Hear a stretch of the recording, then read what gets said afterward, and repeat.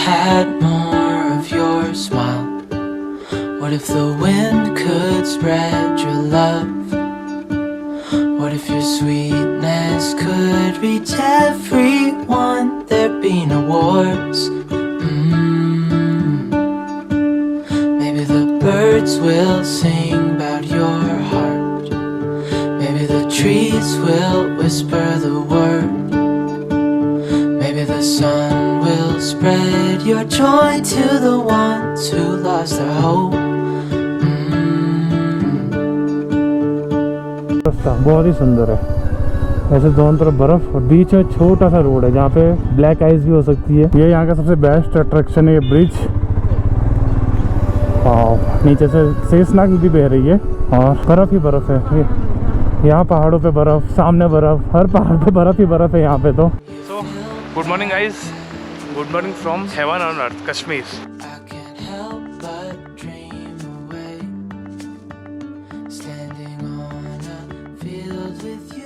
ये रूम है जहाँ पे हम कल रात से रुके हुए हैं। पूरा लकड़ी का बना हुआ स्ट्रक्चर है। आज की सुबह बहुत ही शानदार है। कल की राइड बहुत ही अच्छी रही थी।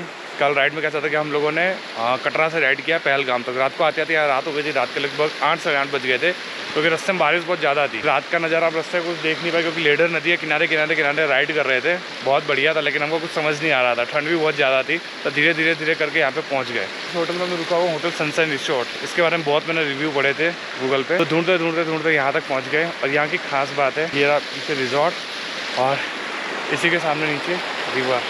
ये रिवर है शेषनाग रिवर। और पीछे दिख रहे हैं नज़ारे आपको पूरे माउंटेन्स के दोनों तरफ बिल्कुल ऐसे ही है। अब सामने देखिए यहाँ पे भी पूरे माउंटेन्स है। ये पेड़, यहाँ पे बर्फ़ छाई हुई है, रिवर, और यहाँ पे भी माउंटेन। एकदम परफेक्ट लोकेशन है नेचर लवर के लिए। यहाँ से जैसे आपको रिवर में नीचे जाना है तो आगे से रास्ता भी दिया हुआ है, आप नीचे भी इजीली जा सकते हो। बहुत बढ़िया है, बहुत ज़्यादा है। सर अभी 3 या 4 डिग्री होगा अभी के समय पर यहाँ। ये शेषनाग रिवर है, उसके बगल में ही इनका ये कैफेटेरिया टाइप का है। यहाँ पे मस्त घास जैसी बिछी हुई चेयर्स है चाय वगैरह नाश्ता करने के लिए। और मेरी मोटरसाइकिल रखी हुई है बहुत ही गंदी हालत में है, पूरी धूल मिट्टी हो गई है। तो सुबह रात को पूरी रात बरसात हुई है तो सुबह तो पूरा ओस जमा हुआ था। ये आके मैंने थोड़ा क्लीन अप कर लिया है। जो मैं आपको बता रहा था नीचे जाने के लिए, अगर नदी में आपको नीचे भी जाना है तो यहाँ से ऐसे स्टेयर्स बने हुए हैं, नीचे जाके बैठेंगे। देर बाद जाऊँगा, अभी नहीं जाना, तुरंत थोड़ा फ्रेश वगैरह हो जाते, रेडी हो जाते, चाय वगैरह पीते। आज टोटल है ना 3 जगह घूमने जाना है मेरे। एक है आरू वैली, दूसरा बेताब वैली, तीसरा चंदनवाड़ी। तो देखते तीनों कितने बजे तक क्या क्या कवर हो पाता है, क्योंकि आज के दिन में ही करना है। कल सुबह मुझे यहाँ से निकल जाना है। तीनों वैली को ABC वैली के नाम से भी जाना जाता है। निकलते अभी थोड़ी देर बाद रेडी होके वैलीज घूमने। तो हाँ, थोड़ी धूप निकल आई है और टाइम हो गया अभी सुबह के 10। यहाँ पे इतनी ज़्यादा ठंड है ना कि मैंने सोचा कि थोड़ा टाइम निकल जाने देते हैं। जैसे धूप निकलेगी, ठंडी कम होती जाएगी, फिर आगे एक्सप्लोर करेंगे। तो अब यहाँ से चलते हैं। सबसे पहले जाएंगे शायद बेताब वैली जाएंगे। तो निकालते हैं मोटरसाइकिल वगैरह और बेताब वैली के लिए निकलते हैं।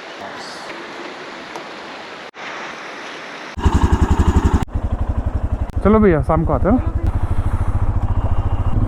तो अभी सबसे पहले जाना है हमको मार्केट, हैंड ग्लव्स लेने, सॉक्स लेने और कुछ बॉडी वार्मर वगैरह। और फिर निकल जाएंगे चंदनवाड़ी और बेताब वैली के लिए। ये यहाँ का सबसे बेस्ट अट्रैक्शन है, ये ब्रिज। और नीचे से शेषनाग नदी बह रही है और बहुत ही अच्छा व्यू है यहाँ से। ये जो एरिया यहाँ पे कॉटेज से भी बहुत ही बढ़िया है। आप देख सकते हैं चारों तरफ होटल ही होटल है, काफ़ी बढ़िया। और सामने के नज़ारे वाह, है ना। शूज़, जैकेट सब बढ़िया लग रहे हैं। फिर अपने जो नॉर्मल कपड़े हैं ना वहाँ बिल्कुल काम नहीं करते, बिल्कुल तवांग की तरह हुआ है मेरे साथ। तो यहाँ से हमने पीछे से आके जो यहाँ के जो ठंड के लिए कपड़े होते हैं जो -5 डिग्री तक चलते हैं वो ले लिए। और यहाँ की एक खास बात ये लग रही है मुझे, यहाँ पे रोड पे आप देख सकते हैं कि बर्फ़ भी गिरी हुई है। तो जैसे जैसे जगह जगह पे होटल्स पे यहाँ पे बर्फ़ ही बर्फ़ मिल रही है। तो यहाँ से जो भी जो ठंड के कपड़े थे वो ले लिए, नाश्ता कर लेते हैं। यहाँ पीछे एक छोटा सा ढाबा मिल गया। जनरली मैं ढाबा प्रीफर करता हूँ रेस्टोरेंट से, क्योंकि यहाँ आपको गर्म गर्म ताज़ा खाना मिल जाता है। तो यहाँ से नाश्ता वगैरह करके और फिर निकल जाते हैं सीधा बेताब वैली के लिए, जो कि यहाँ से आई थिंक 10 या 12 किलोमीटर है। 15-20 मिनट लगेंगे पहुँचने में। तो निकल गया हूँ अभी बेताब वैली के लिए। 4.6 किलोमीटर 8 मिनट, बहुत पास में ही है। बर्फ़ ही बर्फ़ है। यहाँ पहाड़ों पे बर्फ़, सामने बर्फ़, हर पहाड़ पे बर्फ़ ही बर्फ़ है यहाँ पे। तो ठंड थोड़ी ज़्यादा लग रही है। हैंड ग्लव्स अभी नहीं पहनने का, अभी 4-5 किलोमीटर बाद ही रुकना है। तो लेकिन मज़ा आ रहा है, बहुत मज़ा आ रहा है। ये टैक्सी स्टैंड है यहाँ का। और अमरनाथ जी यात्रा जाने के लिए जो रास्ता है वो बिल्कुल यही है।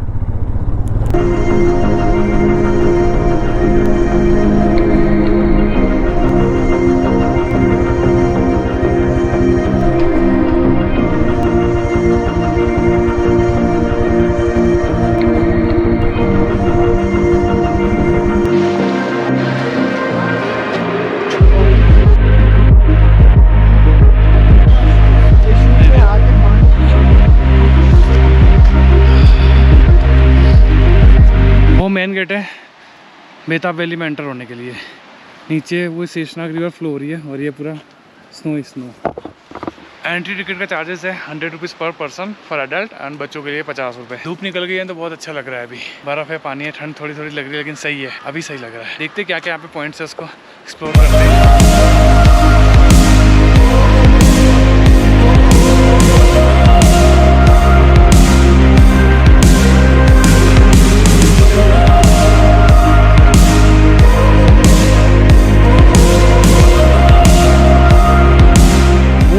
एंट्रेंस थोड़ा सा दूर है जहाँ से हम आए थे अभी अंदर चलते हुए ब्रिज को क्रॉस करके। यहाँ जाओ तो बर्फ ही बर्फ है। ये पहाड़ दिख रहे हैं आपको बर्फ के, लेकिन जस्ट इसके अपोजिट देखेंगे तो ये नॉर्मल पहाड़ है। जो ऊपर जो रोड दिख रहा होगा जो जा रहा है, ये जा रहा है चंदनवाड़ी के लिए, जहाँ से अमरनाथ यात्रा शुरू होती है। ये है शेषनाग रिवर जो हमको आगे मिली थी। तो ये जो फेंसिंग करा हुआ एरिया पूरा, ये पूरा स्नो से कवर्ड है। और इसके थोड़ा सा नीचे आएंगे तो यहाँ पे मैं सोच रहा हूँ ड्रोन फ्लाई करते हैं। लगभग पिछले 4-5 दिन से मैं कंटिन्यूस घूम रहा हूँ ऐसे ही, लेकिन मैंने अब तक ड्रोन नहीं उड़ाया। तो अभी ड्रोन फ्लाई करके देखते हैं कैसे नज़ारे आते हैं, आपको भी दिखाते हैं।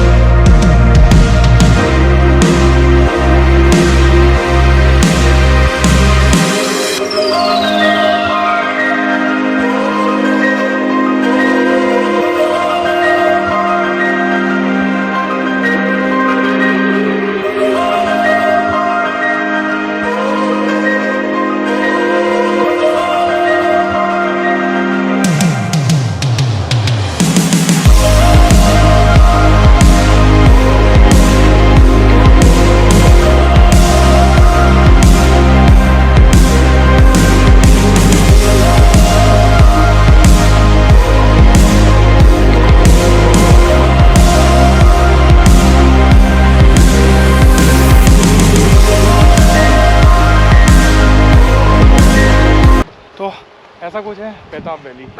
ये रिवर फ्लो हो रही है बीच में, यहाँ पे स्नो, रिवर को दे दो स्नो, और ये जितना एरिया आपको दिखा होगा कवर्ड, ये पूरा स्नो में ही है। बर्फ़ के लिए शूज़ भी मिल जाएंगे बाहर रेंट पे, और जो चल नहीं सकते उनके लिए ऐसी ये इसकी भी फैसिलिटीज़ अवेलेबल है। तो ठीक है, अब यहाँ से बेताब वैली से निकलते हैं चंदनवाड़ी के लिए। अंदर ऐसे कैफेटेरियाज़ भी बने हुए हैं बेताब वैली में। एक तो एंटर होते ही पहले आपको मिल जाएगा, दूसरा अंदर जाके भी कैफेटेरिया टाइप ईजिली मिल जाएंगे।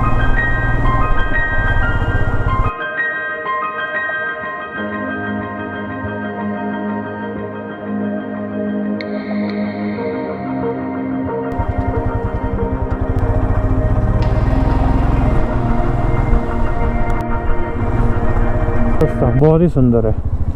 ऐसे दोनों तरफ बर्फ़ और बीच में छोटा सा रोड है जहाँ पे ब्लैक आइस भी हो सकती है। देखो इस तरह के बर्फ़ ही बर्फ़ है, बर्फ़। ओह, ऐसे ही रास्ते मुझे शेला पास में मिले थे तवांग के पास, और बिल्कुल वैसे ही रोड है।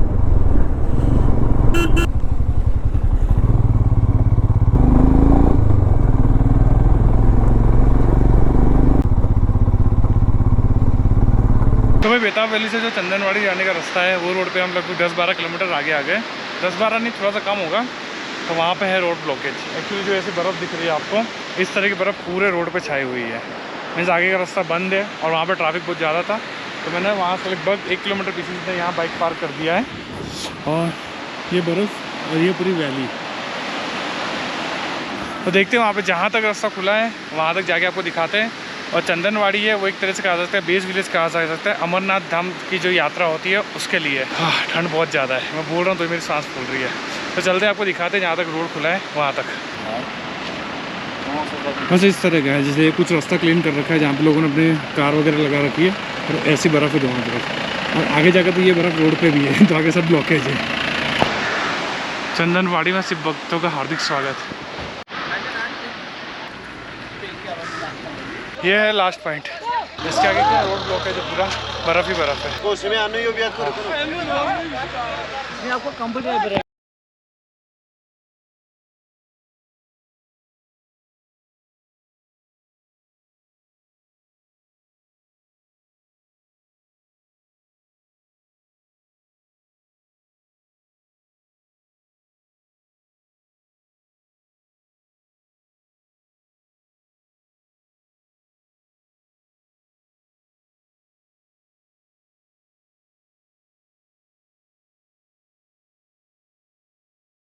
तो हम लोग वापस आ गए हैं जो बेताब वैली, चंदनवाड़ी और जो भी है मार्केट वगैरह घूम के अपने होटल पे।